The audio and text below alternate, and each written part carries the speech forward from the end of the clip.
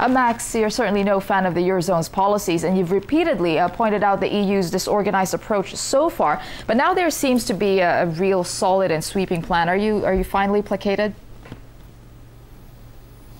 Well, the plan is to create a 1 trillion euro slush fund and to not write off 50% of Greek debts. That's a misperception. They're simply going to move it around, the fraudulent balance sheets that are being organized to operate together by the IMF. The IMF is taking a bigger role in this euro catastrophe now, which means that the IMF going forward will have a lot more power over these individual sovereigns.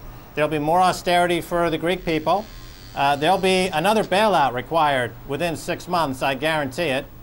This is a stopgap measure that is just about dead on arrival. Yeah, stopgap measures, though. But do you think that in any way they deserve credit for it, or can it be justified to postpone at least a Greek default, which, if it had happened earlier or perhaps now, it would have been disastrous for both the Greek government as well? So is there any merit to them putting this out right now? Well, it depends on how you define catastrophe. For the Greek people, they're losing their sovereignty. And that, I mean, if Russia, are they voluntarily going to lose their sovereignty so that the IMF can float trillions of dollars worth of slush bond money? That's the question you have to ask yourself. Are you willing to trade your sovereignty for IMF board of directors? Are the Greek people willing to trade their sovereignty for a bunch of kleptocratic, corrupt bureaucrats who are following policies that are cooked up by charlatans? Are they willing to make that swap? If they are, then it's a great policy. But they're no longer Greek people. Call them IMFers. You know, when you go to Athens for a vacation, the people you see there are not Athenians, they are IMFers. All right. Well, let's talk about the bailout fund that they're expanding to 1 trillion euros. Now, some would say that it's not enough, that it has to be bigger, but the EU is planning to extensively leverage it, and this is drawing flack from some, saying that this is very risky, comparing it to gambling. But then, on the other hand, what option does the EU have? I mean, this is a way to survive, isn't it? Well, it's a debt problem that they're going to cure by adding more debt. That 1 trillion euros, the president of the EU, Herman van Rompuy, has already said that they can leverage it up to 5 trillion euros. That'll be in day one. And so they're trying to solve a debt problem with more debt. Now, this is the issue. When you expand the debt load in this manner by trillions of euros, you're increasing the complexity of the euro economy by a factor greater than a mere $5 trillion additional debt. You're expanding the complexity by a really much higher degree. You're guaranteeing economic collapse by increasing the complexity of the system by adding more debt. This is why this should be stopped.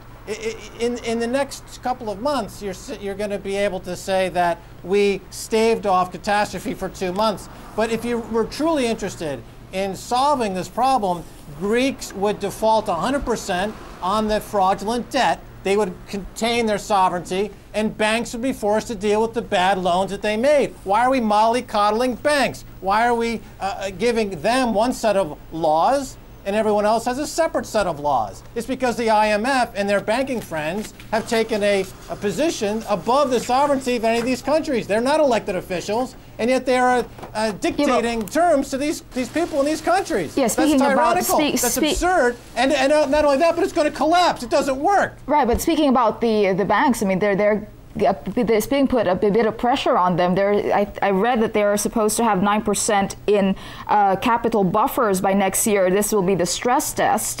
Is that putting a bit of a pressure on the banking sector as well? That 9% increase in capital buffers is going to be borrowed from the slush fund. That's just adding complexity. You're guaranteeing global financial catastrophe by letting these charlatans pose these theories that adding debt to a debt problem is going to increase stability. That's insane. Why don't you just give your financial policies? Oh, as a matter of fact, we already have. Ben Bernanke and Trichet are financial terrorists. We know this for a fact. Let's just have the terrorists run the world's economy. They're doing a fantastic job. Give them more weapons of mass financial destruction. Give them more debt. It's absurd. Is nobody going to stand up to terrorism? I guess not. Oh, well. Very quickly, Max, we're running out of time, but very quickly, them looking to China. Your thoughts on that? Any sense of security? China, of course, has a huge potential loss here. They want to keep this system afloat as long as they possibly can while they grab as much gold as they possibly can. China knows that eventually, when the system collapses, we're all going back to a gold standard, and whoever has the most gold is going to look great. Russia's in a great position.